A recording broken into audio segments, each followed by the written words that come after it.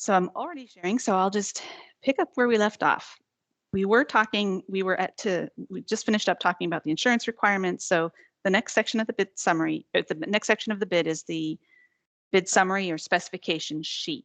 So within the ITB itself, it's telling you here that along with this PDF document of the bid was also an Excel spreadsheet that was included with the bid. And the Excel spreadsheet needs to be filled out electronically. They don't want handwritten Excel spreadsheet. Sometimes vendors will want to print that out and handwrite in. So please fill it out on the computer. And then when you submit this with your bid, you would submit it as the Excel format. Here, where it talks about how many tabs within Excel, I'm going to open up the spreadsheet very quickly. Within Excel, there's tabs at the bottom. Down here at the bottom of the Excel spreadsheet, there's tabs with different. So in this little brief section of the PDF, the intention is more to just give you a flavor of how many tabs are there, what's the purpose of the tab. And so it's got a quick screenshot of the tab. Of course, this is not meant to be your end-all spot of this information. It's just to show you, to give you a flavor like, hey, if you click here, this is what you're going to see. It's the representative tab.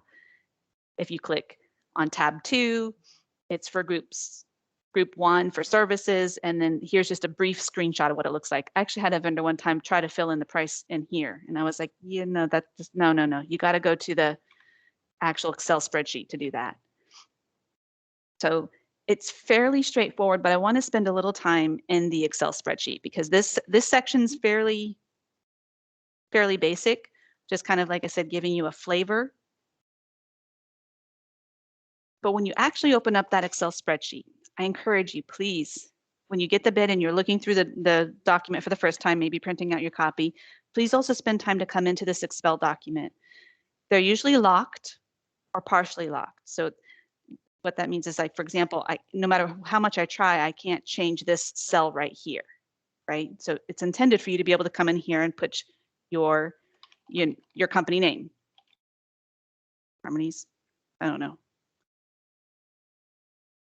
And then you just fill in a couple of these quick questions in here, individual to contact.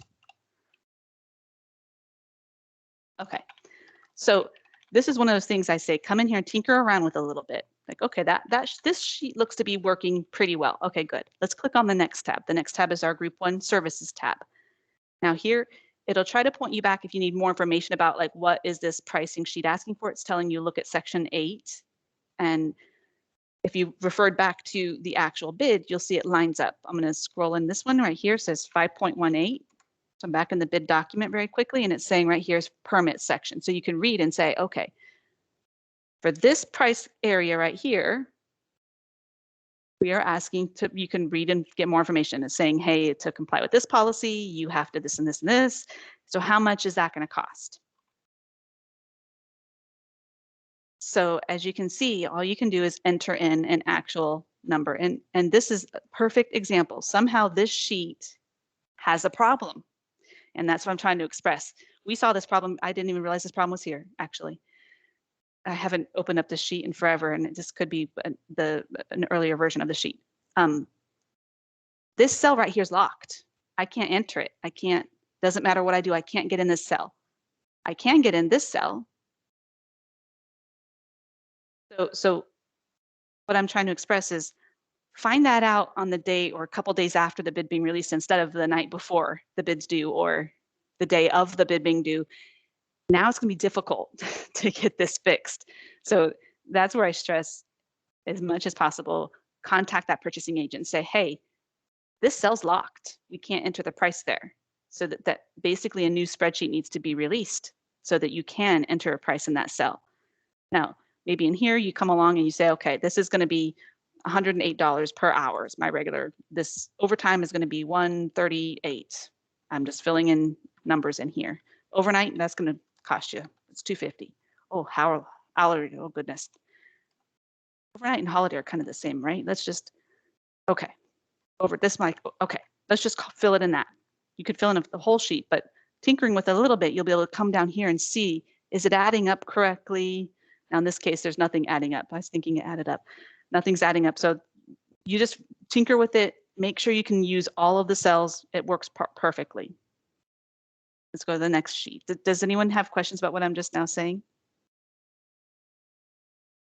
Okay.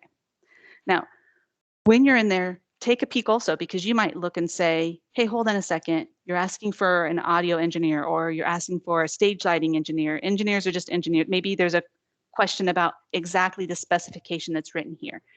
That's the time also to ask the agent, hey, do you mean this? Do you mean that? They might have to make a change to the spreadsheet based on your question, right? I'm going to click over to group 2, which in this case, because it's a catalog bid, we're basically asking you to give us just what would be the discount off percentage. It will always point you back to the bid if you want to go back to the bid and see like what are you looking for in this section. We always try to leave the breadcrumbs back to the full area. So in other words, 5.10, you'd be able to come into this document, which is the actual bid document, and see what did it say for 5.10. Here's 5.10 where it talks about, okay, we're talking about this little blurb. Here's what we mean. You can line it up. Okay. Within here, again, you just want to make sure everything works, the cells work, that this is giving a percentage that you need. One time I had a vendor who said, hey, I can't do fractional. I think I had to change a sheet one time because it didn't give the ability to do fraction of a point. It was, full increments of points. So we can make that adjustment if that's what you need. And then I'm going to go to the brand standards. This is where it can get sticky. So in this tab, we're talking about our specific products that we consider standard across the district. In this case, I'm telling you who the manufacturer is, who the manufacturer number is, who the simplicity. Remember, in this particular bid, it was a pool of vendors. So this is, you would bid on what you can bid on. You don't necessarily have to bid on everything, but you have to be very careful, because if this was awarded saying this is a group, then you'd have to bid on every single thing here. If there's something you can't bid on and you leave it blank, then you'd have to be rejected, because we can't now compare what we get back. In a case like this, where we're, has Recordex, and then followed by maybe, here we go, yep, Chief and Promethean. Okay, that's a perfect example. Recordex and Promethean usually are competing brands, and usually the resellers, and you as a vendor, sometimes you can't do both, because the manufacturer says, no, you represent me or them, you don't represent both of us. And so let's just say, hypothetically, that this was awarded as a whole group. And you get this and you go, but hold on a second, I can't bid on both Recordex and Promethean because I represent one of them. Now you need to contact the agent and say, it's not possible to bid on both of those. More than likely, the agent would break that into different groups so that, okay, here's the Recordex group, here's the Promethean group, so that it gives everybody a chance, because we're never looking for a way to cut someone out of the competition. We're never, ever wanting to reduce the field. So same with Epson. Maybe we put Epson and Promethean together and you say, hey, look, if you award it by group, that means I'd have to bid on every single thing, but I don't have the Epson line. Or maybe you've got a compelling reason. Maybe you say, hey, listen, I've got great pricing on the Promethean, so I can extend great deals, but the Epson, I don't have as good of pricing. Could it be broken into separate groups? That's during the question and answer period, and you only know to ask those questions if you get in early and start looking, because remember, there's a question deadline. So get in and ask the purchasing agent those questions. Now, going a little deeper, the model numbers are listed here. You're the experts. If you're in and looking at the bid, and then you say, hold on a sec, there is no such thing as there's no such thing as an 86 interactive panel. It's a 96 inch. I don't know. The specifications come from the department, so I don't know them as well. I just know how it works a little bit. But if there's a problem, you can't change this sheet. So you need to contact the agent, because if there's a situation where maybe something is obsolete, or maybe if something is incorrect, maybe they've got, maybe this part number here is actually this with more letters after it. So we've got a partial number. So that's where we say contact the purchasing agent because it needs to be updated on one overall level. Don't submit your bid with just nothing, especially if it's awarded by the group, because now you're not bidding on everything and you'll have to be disqualified. Now, typically, this is a longer list of products, so I'm sorry about that. I don't know if there's a bottom extending total. When it's a situation where it is awarded to like one specific vendor, it's not a pool of vendors. It's a maybe primary awarded, or maybe one bidder gets the entire thing, period. Just this bid will be awarded in its entirety. Usually there'll be a spot at the very bottom, which will say, here's your grand total, and this amount right here, this is what will be used to determine award. What that means is that typically it's lowest price wins. So it'll tell you this is adding all up to this total. So look at it, make sure it adds up. I have seen situations where and vendors sometimes will tell me, hey, listen, it's not adding all up correctly. So tell us that. We're human, so definitely point it out. But get in here early enough so you do have the time and you're in the window to be able to point it out and say, here's the concern, here's the problem. We're reasonable, we'll work with the department to communicate. It's because it's ultimately we don't own this area. The department owns this area. So in this case, information technology, the IT department, they own the specifications. I can't arbitrarily make a decision, but I'm almost the bridge between you and them. And that's why you communicate just through the purchasing agent during the cone of silence. Because then I'll convey, hey, here's what I'm being told from the vendor base. They're saying this model number is incorrect. They're saying, hey, you can't do whatever the situation is. Then IT then ultimately says, okay, here's what we need to do. Then I'll take what they say, put it in, translate in, and then I'll put out an addendum and tell the entire community, everybody, here's what's updated, here's what's changed. So it's very important to stay in tune with the spreadsheet, to check into Demand Star, because once you ask that question, your next step, of course, is going to be now, when are you going to answer my question? That's going to come via addendums, and that's going to be a little bit later in this session. We'll talk about that. Does anyone want to ask any questions about the spreadsheet? We don't have any questions in the chat.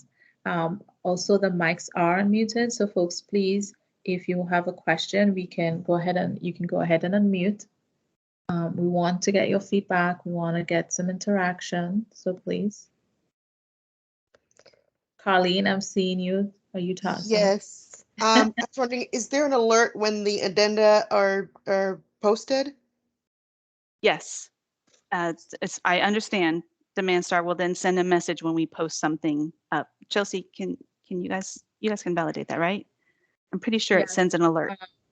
Yeah, once you've downloaded the plan, you will get an alert from Demand Star. And if you're not getting an alert, you can let us know. We do actually have a contact at Demand Star that's been working with us. So you can let us know. And please also, if we need to do a training on Demand Star, we have 12 firms that did receive a training this year on how to effectively use Demand Star. Those are firms that received the sponsorship as well. Let us know. Slip us a note, an email, and say, hey, can you do a training with this? And we can go ahead and set that up. Okay.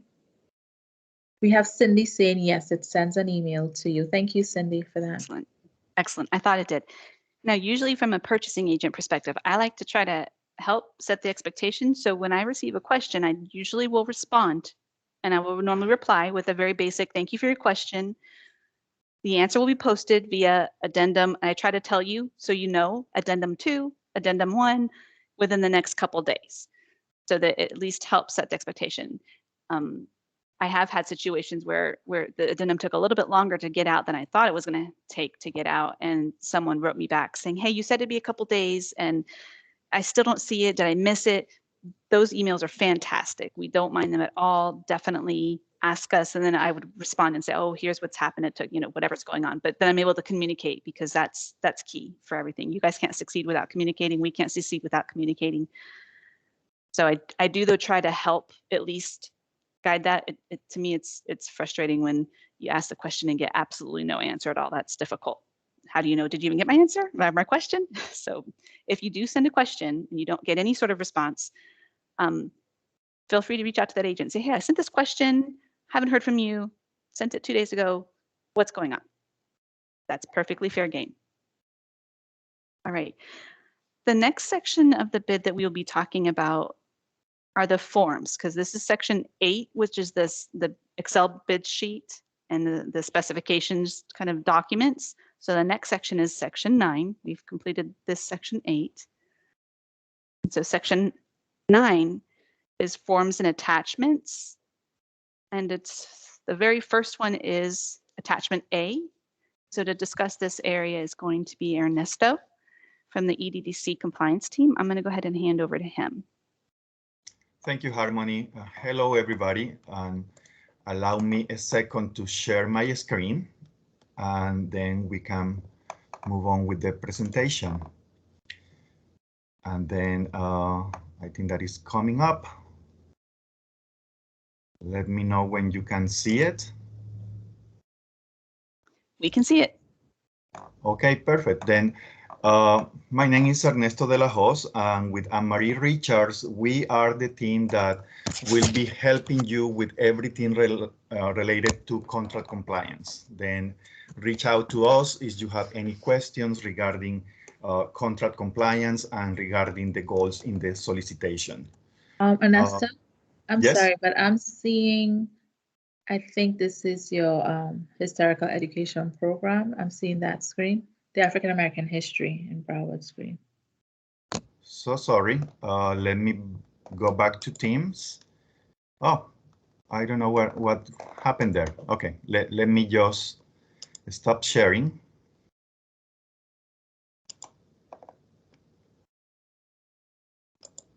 What about now? Can you see the PowerPoint? I'm seeing the same thing. I don't know if anyone else can see what I'm seeing. It's the same thing I see. It's the same one. Yeah. Okay. What about now? Now we see a picture of you and Anne-Marie. Perfect. Okay, thank you. Technology always play with us, huh? Okay, then Anne-Marie Richards and myself, Ernesto de la Hoz, we are the ones helping you with contract compliance. As I said, please reach out to us if you have any questions, any assistance that you need. And in this part of the presentation, we will talk about the affirmative procurement initiative, the forms that we need to complete for the solicitations, like the statement of intent, the participation schedule, and the certificate. Also, we will navigate the EDDC website, and we will talk about other documents related to the EDDC department that are the SDOP guidelines, the good faith effort, and the monthly utilization report. Then let's talk about the Affirmative Procurement Initiative, also known as API, and some people also refer to them as the Solicitation NWB goal. Then the Affirmative Procurement Initiative are incentives that the district has established in order to increase the participation of minority businesses in our contracts. Remember that the goal of the district is to promote equal opportunities for all the segments of the businesses in our community. If you want more information about what are those affirmative procurement initiatives, please visit the Policy 3330 in section E. It will be the description of all those initiatives. Some examples of what we use in ITBs is the NWB subcontracting program that basically is looking for primes that allow the participation of minority businesses subcontracting in that particular solicitation. Also, when it's a kind of catalog that allows the participation of producers, what we are looking for is to have the voluntary NWB distributorship development program. Then those are two of the most common that you will see in the ITBs. Now let's talk about two forms that almost in every single solicitation is a requirement for you to submit those two forms that are regarding the SDOP program, the statement of intent and the participation schedule. Then let's start with the statement of intent that looks like that. The statement of intent basically is the relationship or details the relationship that you're going to have with a subcontractor. Then what the information that you're going to capture over there is that who is that subcontractor and what is the scope of work and the amount of money that they're going to receive through this relationship that they are establishing with you. Let's go through the document very quickly. Then the statement of intent, document 00470, you fill out the solicitation number. Usually for commodities, you don't have a project number, then you just leave it on blank or you just put no applicable. And then that business that you are inviting to be your subcontractor, you need to ensure that they are certified by the school district, and then you will answer over there, yes, they are certified by the school district.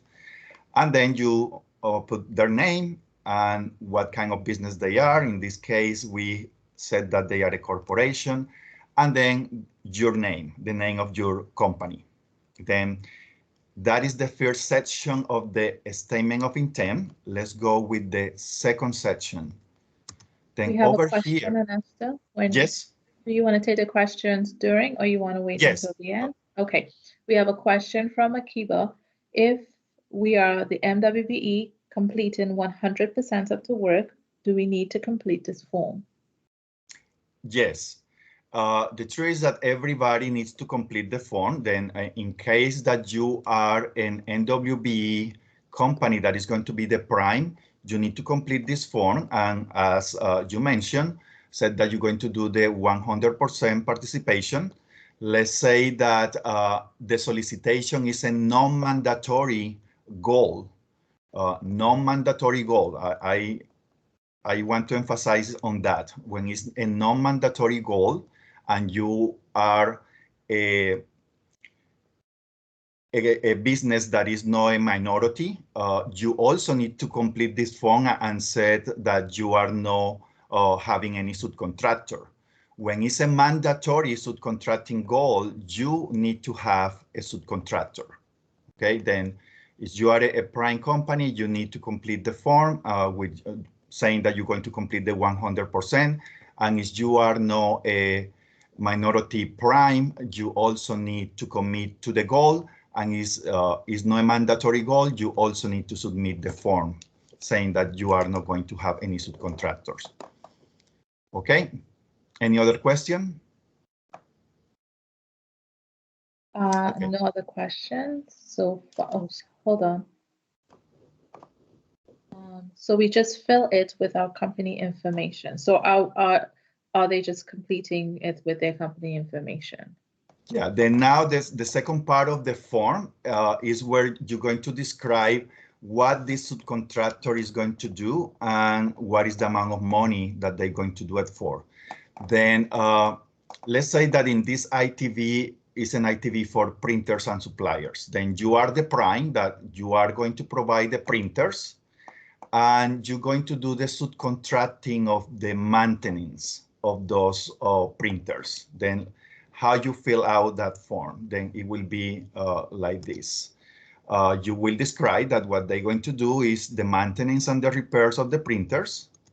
You set the amount that they told you that they're going to do it for.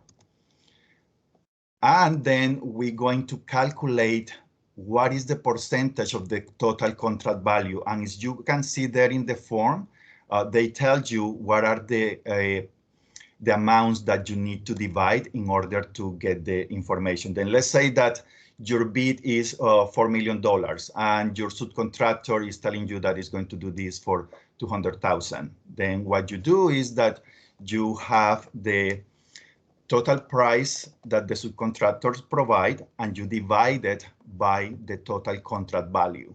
And that gives you the percentage, that is 5% in this case, and there you have it. You are providing a 5% participation of a subcontractor to this particular solicitation, okay? Then you need to have the subcontractor signature and the name and the date, and that is how this form is now considered that is a completed form. Okay, any questions so far? None in the chat. Okay. Then let's go with the second document, okay? Then remember, in the solicitation, you need to submit document 470, that is the letter of intent, and document 475, that is the participation schedule. Then the participation schedule basically is the one that is going to describe how many subcontractors you have and what they are doing. Then is we continue with the example of the printers and suppliers, then you're going to do the subcontracting just for the maintenance of the printers. Then let's see how we fill out this document. Then once again, you start with the date, then the solicitation number. Remember that usually for commodities is not a project number, and then what is the name of the project, what is the location, then the location is going to be with the IT department, and then your name, the name of your company, and the information to contact you. And in the second section, here is where we're going to have the information of what you're going to do as a prime and what your subcontractor is going to do. Then you have the information for you, the prime, with all the values, and then you have the information of your subcontractor and all the values that this subcontractor is going to provide you. Then in this particular case that we are talking about the printers and that you subcontract the maintenance, let's say that you also going to subcontract the supplies for the printers. Then you will have a second subcontractor described here in this form, okay? And then as you see in the form, is as many subcontractors you're going to have. Is the form is not long enough for you to have all the names of the subcontractors, you just add additional forms. However, form 470 is you going to have two subcontractors, you need to make a form for each subcontractor, okay? Then the letter of intent is need to be for each subcontractor. And the participation schedule is where you describe everything that you and your subcontractors are going to accomplish, okay? And then you complete the total value of this form. For some reason, it's not moving. Chelsea, I think that, okay, it's coming now. Thank you. Over there is the information that you need to have, the signature and the name of the person that is the prime. And this is how this document is considered completed. Any questions about document 475?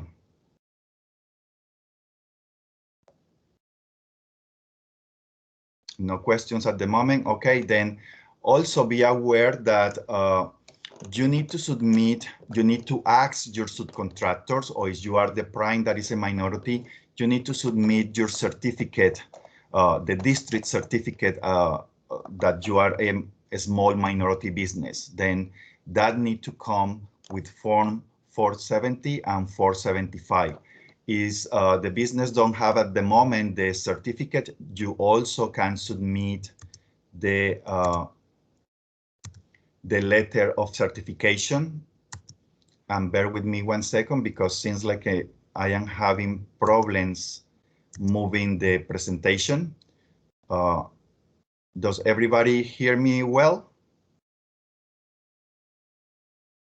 Yes, I can hear you. Okay, okay. my presentation is not moving, but once again, you need to submit with your solicitation packet, Form 470, Form 475, and also the certificate or letter of certification of your subcontractor. Okay.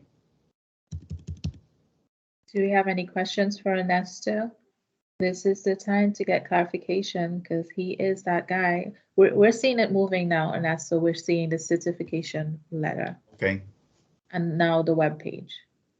And now I'm going to share with you the web page. I'm going to stop sharing, and then let's navigate through the website. Okay. Then this is everybody can see the Broward Schools website. Yes. Okay.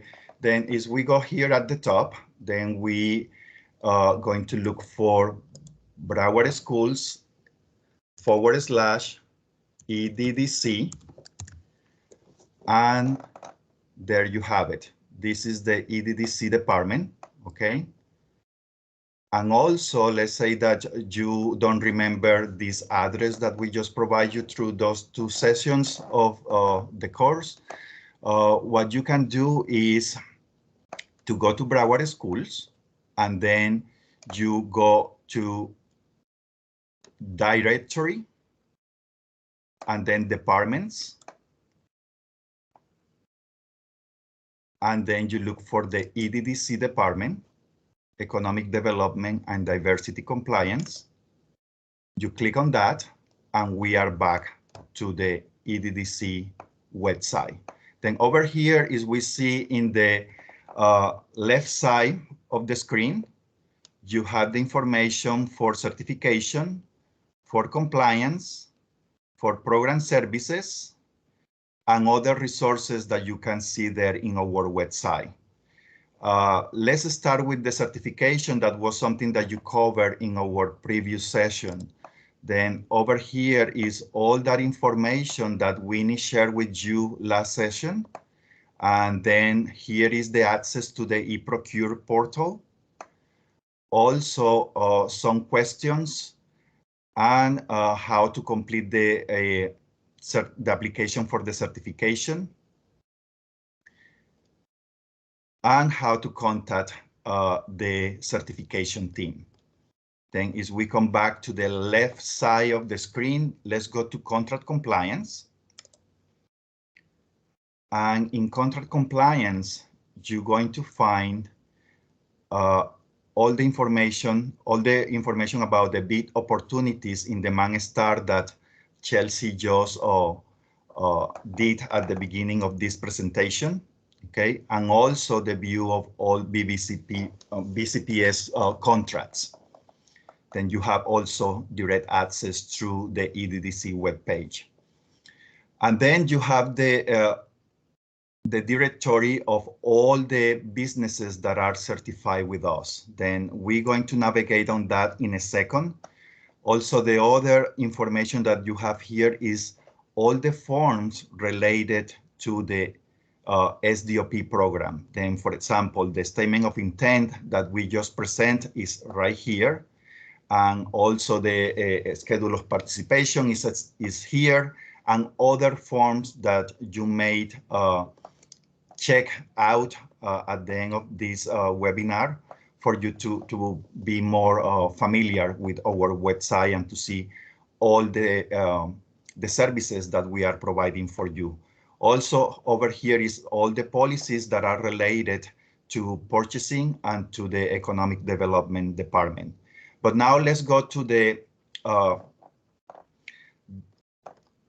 directory of suppliers. Then you can find it here. Is we go to the middle, you can find it here. Okay, is all the certified suppliers. Also, as we're going to the right side of the web page, you find it here in quick links. You see certified suppliers directory. Let's click on that. And there you have it. this is the directory of all the businesses that are with us. And you can look for a specific business over here. And then let's say that you just remember that the name of the business include the word Johnson. Then let's do Johnson to see what we have. Oh, nothing with Johnson. That is strange. Let's do another one. Let's use the word Lee to see what we have with Lee. You can change, let's do the, oh, okay. Okay, then over there is everything that includes the word Lee. But the best way for you to have the current list of businesses that are already certified with the district is here, okay? You just click on download here, and then you're going to have a spreadsheet of all the documents that are certified with the school board. Can you see the spreadsheet right now? No, it's coming up. It's coming up? Try again. No. I'm going to share. Hold on 1 second. Yeah. Then it will look like this. Okay, can you see it now? Yes, we can. Yes. Okay, perfect. Then over here you have all the businesses in the Tri-County area that are certified with the School Board of Broward County. And here you can search by commodity, by trade specialty, or also if you know the NICS code of that particular solicitation, you can also look for through the NICS code. Okay, then once again, the best way to have all the information of the small businesses that are certified with the district is downloading this spreadsheet. And this spreadsheet is going to be very useful for you, even if you are doing applying for solicitations with other agencies. You can use all those certified companies that are already here. You know, you already know that they are minorities. Perhaps they will be already certified with that particular agency that you are working with. Then use this as a resource for everything that you need to do regarding minority businesses. Not just this spreadsheet, also our website is plenty of information and resources for you to really work with minority businesses in every one of the contracts that you are pursuing. Let me come back to the PowerPoint presentation. Then let me share the PowerPoint presentation again. Here we are. Any questions about the supplier directory? Any questions about the website?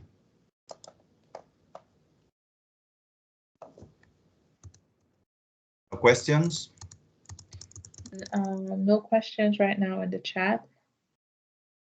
Okay, I am just trying to move forward with the presentation, and we already complete those forms and we already navigate. And now let's talk about the SDOP guidelines. The SDOP guidelines is a document that looks like this, and it will be in every solicitation.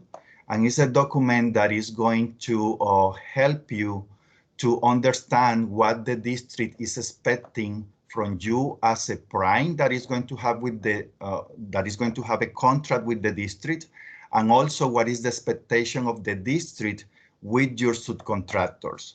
And something that I want to emphasize is that the district will be overseeing your relationship with the subcontractors and with the minority subcontractors that you have in that particular agreement with the school district. Then just keep that in mind, and when you see this document, please read it and be familiar with all the requirements that the district have for this relationship that you're going to establish with the school district.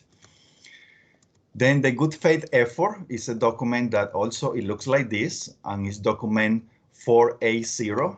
The good faith effort is a document that you will use in case that you cannot find any minority business in the local area. Then I will say that I don't think that you're going to use this document, but I just want you to be aware of this document. And also, I just want you to review the document, because this particular document gives you different ideas of how you can connect with the small businesses in this area. One of the ways is going to our supplier directory and contacting all the companies that are already certified with the district, but also here in the good faith effort form, you will find other ideas that these particular forms provide to you in order to fulfill that goal of working with a minority subcontractor. Okay, any questions regarding the good faith effort form? No questions at the time. Okay, let's move forward.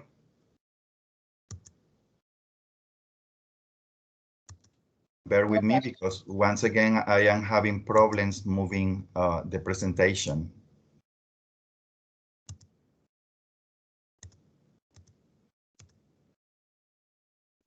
Okay, just give it a quick second. If not, I could probably pull it up on my side. Yeah, I don't know what is happening, but you know, technology always play with you when you need it the most. That is the experience that we always have. Okay, that is the good faith effort form, but the other document that I want to talk to you is the monthly utilization report. Then the monthly utilization report is a form that the awardee of the contract is going to submit every month. Then let's say that you were awarded the contract. Then since the month that you were awarded the contract, you start submitting that monthly utilization report. Then that monthly utilization report basically have the information of what you have been paying to your subcontractors, okay? Then unfortunately, I cannot share it right now with you, but that is the form that you as an awardee, we will submit to the district every month. And that is part of the invoices also that you're going to submit in order to get paid by the district, okay? But even though you are not using your minority business subcontractor this particular month, you anyway submit the form, and you just said that right now is zeros. But once you start using your subcontractor, you start reporting what is the amount that you are giving them every month until you complete your agreement with your subcontractor. Then good faith effort and monthly utilization report is the other forms that I want to share with you. Now, any questions about this part of the presentation for today regarding the EDDC compliance forms? Vanessa, do you want me to share the monthly utilization report from my end? Yes, as you can. I really appreciate it. In that way, everybody can see how it looks like. Also, for you to know, pretty soon, the monthly utilization report, it will be something that you complete in an online environment, but you will be informed about that. But meanwhile, what we are doing is using the form that Chelsea is going to share with us in a second. And it's playing with you too. Yeah, There I it think is. you have it Okay.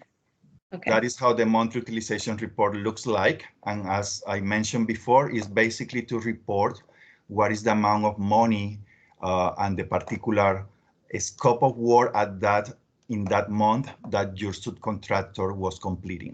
Okay. Then once again, any questions about any of the forms that we just introduced to you?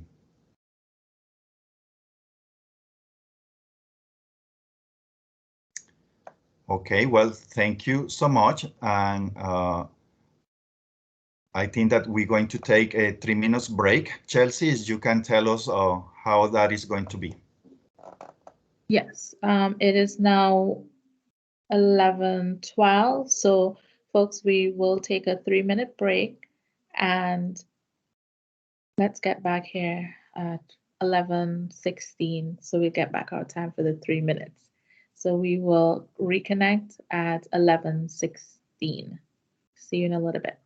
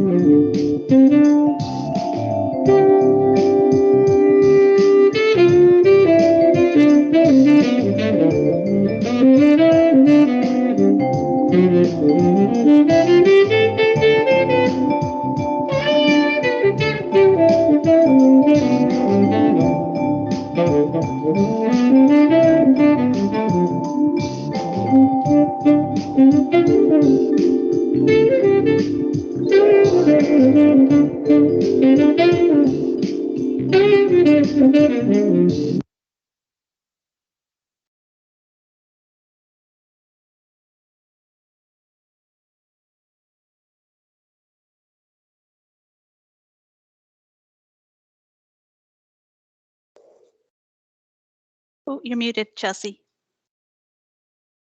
Oh, thank you, Harmony. Welcome No. back, everyone. I'm so sorry about that. Welcome back. So we're getting ready to hit the home stretch. So I will pass the podium back to Harmony to finish us off. Thank you. All right. So thank you. Thank you. Can everyone see my screen? Yes. Great. So the next form in this list in the packet in the ITB is the conflict of interest form. And these forms sometimes can vary as far as the order of them, and that's okay. Don't be alarmed. And typically, we always try to convey what's super like mandatory, what must be completed. As you can see right here on this, the top, it says must be completed by all bidders. So this form right here, if you submitted your bid to me without it, I have to have this to move forward with award. So this is the conflict of interest, and what this form is asking is, do you have any employees or anyone who's going to be working for you? So if you have a subcontractor even, who is also employed by the school board, then you need to tell us, okay? And there's spots where you fill in on this form. Once you fill in the information about if you have any employees who are working for the school board, or even, like I said, subcontractors that you're working with who are employees of the school board, then you click the box that applies. Like if you have none, then you would click here, the first box. It says, I affirm there's no people that you have employed that are working with the school board. But if you have a couple, then you'd say, I'm affirming that the people I've listed are it, okay? That's a fairly straightforward form. That's one of the easier forms. The next form is debarment. So this form also, as it says right here, must be completed by all bidders, right? I think I mentioned this form in the first day. This form is critical. I actually had a vendor one time who drew a line through it. It was one of my first bids I did with the district too. They drew a line through it and put NA. What they were trying to convey is I'm not debarred, is what he was trying to convey. But to convey that you're not debarred, you fill the form out and sign it, basically. There's instructions that go along with this form. It's a fairly straightforward form to fill out. But if you want to understand, like, what does it mean to be debarred? What are we talking about? Here's the actual fine print, if you will, of that form. So this second page is instructions for the certification of your debarment status. Okay, so let me scroll back. Hope I'm not making anyone seasick. This always includes information to links. So there's statutes that we're following when we collect this form. And when you sign here, you're certifying that you're not debarred, basically. I'm going to go to the next section. The next attachment is attachment D. Attachment D has been simplified. Those of you who were with the vendors for the district from years ago know it was a much more complicated form. It's now much easier for local vendors specifically. Essentially, this must be completed by all vendors in some situations. So this can be confusing as a vendor where you say, how come I had to fill it out for that bid and I don't have to fill it out for this bid? The answer is this applies for when there's products being purchased. If there's services only being purchased, then it doesn't apply. This form doesn't apply. But if the bid is for even software licensing, which is something that's not tangible, but of course that's intellectual property. That's property being purchased. Therefore, the form has to be filled out. Okay, if it's a tree trimming service and all we're getting is our trees trimmed, we're not acquiring the clippers as part of that process, the form is not required. Okay, so that helps you understand when it is required and when it's not required. To fill this form out, it's really simple. You write the firm's name, so the company's name would go there. And then this is really important because this form is based on the principal place of business for your entity, right? And so the principal place of business is it's the official place that your company is registered with. I actually had one, not recently, but it was a while ago. It was kind of interesting. The vendor was claiming local bidder's preference, but when I pulled up the company on Sunbiz, does everyone know what Sunbiz is? Sunbiz. Where is my Sunbiz link? Sunbiz, there it is. When I pulled the company up on Sunbiz, which is this division of corporations with Florida, I saw, yeah, they did have a local address. They had like an Oakland Park address. They were actually probably near my building. But when I pulled them up on Sunbiz, which I will do, because that's my job, I need to do this. I need to double check. They were not. Their actual principal place of business was listed as Louisiana or Georgia, another state. And when I spoke to them about it to ask for clarification, they're, oh yeah, that's yeah, our headquarters is there. Okay, well then you don't get the preference.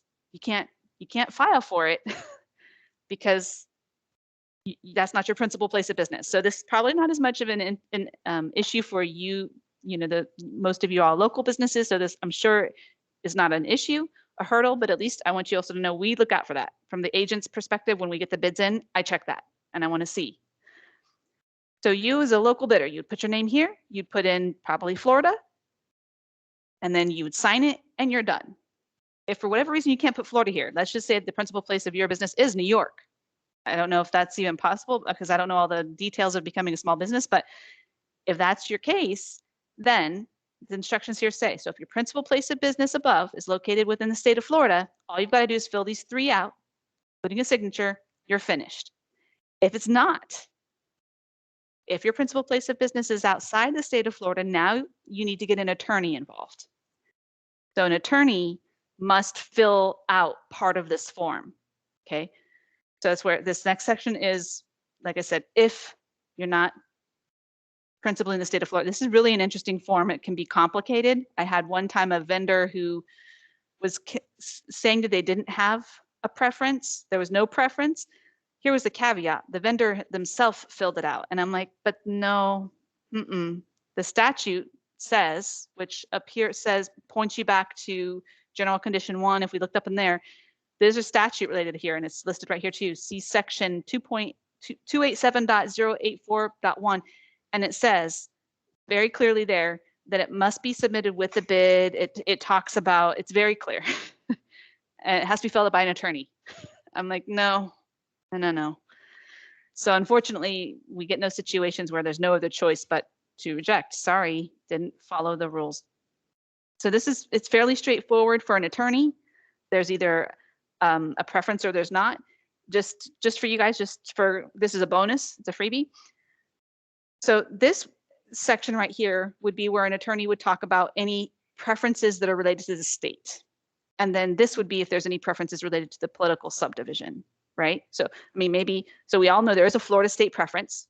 So of course, if you're a Florida bidder, you're not gonna be even messing with this, you're gonna be up here. But let's just say you're filling a form out like this for another state, because this happens. I know Colorado's got bidding preferences, all other states have it. So you as vendors, when you're bidding on those entities, documents, you might have to get an attorney involved, although this is a Florida statute that requires the attorney to be involved, but you would fill out your state preference. I don't believe we have any sort of a subdivision, a political subdivision preference in our area. I think that would mean like Broward County, if like maybe Florida State has a preference, but then maybe Broward County also has a preference. Or so it's very interesting, and definitely complete those because a lot of times these are reciprocal type documents. So if you're bidding on other agency work, take a look at that. Okay, the next form at the top, you noticed it doesn't say here that it's required, right? It doesn't say mandatory.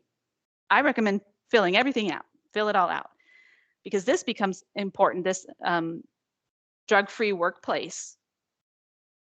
This is part of the tie-breaking process, actually. It is something that would, so let's just say you just decide you don't want to fill it out. This form must be notarized, because at the top it says to you, section 9, some forms must be notarized. This form didn't need to be notarized, an attorney needed to fill it out. This form, debarment? Doesn't need to be notarized, there's no place for a notary. The one before it, no notary. The drug-free program needs to be notarized, okay? So let's go to that one. And so to fill it out correctly, you would need to get a notary. And what you're doing here is talking about what kind of a program your company has. Basically, you're swearing, you're making an official oath that your firm has a drug-free workplace program. Okay, your FEIN would go in here. All the instructions are written in here to kind of, hey, what does this all mean? And here's the spot at the bottom where you would have a notary complete and sign. Okay. The next form is the mailing label. And the mailing label, please, we ask that you send packages with this on the outside, even if you're using like UPS or FedEx or something like that. Please still attach this, even though I know that they make their own label too, but attach this one because this one will get it to the right place. Otherwise, we get all kinds of things. Sometimes we don't know even who it's from. It's just an envelope comes. We're like, oh, what's this? And we're very cautious to open anything because things are all opened publicly with bids at a public meeting. So we're very careful not to open it. Okay, the next form is the statement of no intent. And this is if you do not intend on bidding, but you want to convey to us. And at the very introductory part of this ITB, we say, please, if you're not going to bid, please tell us why. So as I mentioned, we're never looking to try to cut out competition, but maybe there's a reason and we can learn from it. We can improve and do better. Maybe you're unable to comply with one of the specifications or products. Like if we were talking about groups, maybe for whatever reason they say we can't split this group up. And maybe that now makes it so you can't bid. If that's the case, tell us. And this is very, very important. Or maybe there's part of the scope of work you're not able to comply with. Maybe there's a certification, something like that. Maybe there's not enough time for you to, respond to the bid. Maybe you're unable to hold the prices. There's several reasons here, or you can also put your own reason in. So this is a very important document, very special. Once you fill this document out, just email it over to the purchasing agent. This is one of the only documents you would email to the purchasing agent. Your actual bid needs to be delivered in hard copy, okay? I think we talked about that on our last session where there's a specific hard copy printout with the flash drive, deliver it to our office, okay? So let's just, this is not on the official agenda, but this is just logical and makes sense. What's the next step? Right? So you turn your bid in, and then the purchasing agent collects it all, does the work, figures out who's recommended for award. We work very closely with the EDDC to get their feedback on their portions of it. As you all know, that impacts it. The next step that will come after this is we will post a recommendation tabulation. And so I have one. This is the one actually associated with the same ITB we've been talking about. This recommendation tabulation is posted to DemandStar, and it will notify you, as we mentioned, that you'll get a notice that it's happened. In here, you would open it up and look and see what's being awarded, how's the award breakdown happening. Inevitably, we'll get all kinds of questions from vendors. 90% of the time, it's just a quick, yep, that's yep. But sometimes maybe someone says, hey, how come I only got group 1? I think I should have gotten group 1 and group 2. Then I'll go back and double check. Sometimes you have to post a revised recommendation tabulation because something is incorrect. So it's this document. Stay tuned to DemandStar. Whenever you get a notification, go in, open it up, see what it is. Feel free to reach out to the purchasing agent. That's your point of contact, is always the purchasing agent if you've got a question or concern. Sometimes vendors have now confused this to say, oh, I've been awarded, I'm good to go. Not quite. Our school board takes official action. So this is just, that's why it says recommendation tabulation. It's a recommendation of award. And here's how the recommendation of the award is being broken down. But the school board ultimately takes action on this. So I know there was once a vendor, so remember, the cone of silence is still in place. And we had a situation where a vendor was named as one of the recommended awarded vendors. And they commenced to contact all the schools and they wanted to start drumming up business. But they weren't, it wasn't actually a valid contract. And now they'd broken the cone of silence. And it became a difficult situation where you have to disqualify them because they now are basically, hey, I'm the awarded vendor and here's my pricing and you should pick me. And all that's great and fine when it's the right time. You can definitely take steps like that when the board has taken action and the award's beneficial. The next step that always comes after the recommendation tabulation, of course, we go to the board, and then what will happen for you, the vendor, you will receive a letter. I'm just going to show one just because I want you to see an example. This is not private information I'm showing. It's just, this is public. This is what an award letter would look like, okay? So this is basically telling you, hey, the school board took action and they awarded the ITB. Now you're an awarded vendor. But this letter also gives you next steps.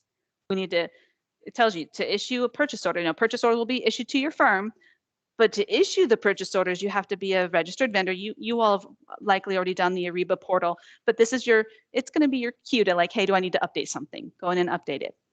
Please note also it says proof of insurance. So remember, we talked about the insurance. Well, we can't issue a PO to you until the insurance is cleared by XGIS, I don't know how to say this, Exigis.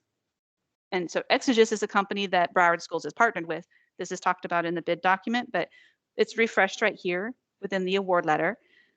We're telling you that we partner with Exigis to collect your insurance documentation and that you'll be basically look out for an email. So usually whoever this award letter is written out to, that's going to be the person who's going to be looking out for that email, okay?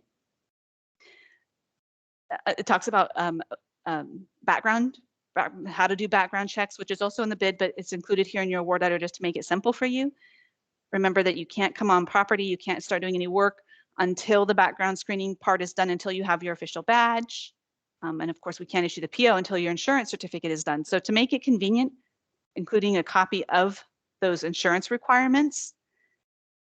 And again, I've seen where even someone who's been awarded 2 years ago, the POs will stop flowing if something has expired in the insurance or if it's not in compliance. So we work closely with our risk management department, but you as the new awarded vendor, it always makes sense to come in and set this all up initially the first time and then be looking out for emails from Exigis because they will warn you like, hey, your insurance certificate's going to expire in 2 months.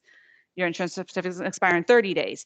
That's your cue to go in and update it so that you don't have any interruption and the purchase orders coming your direction, because I actually have right now several orders being held up because the insurance is no longer compliant, so we can't issue the PO.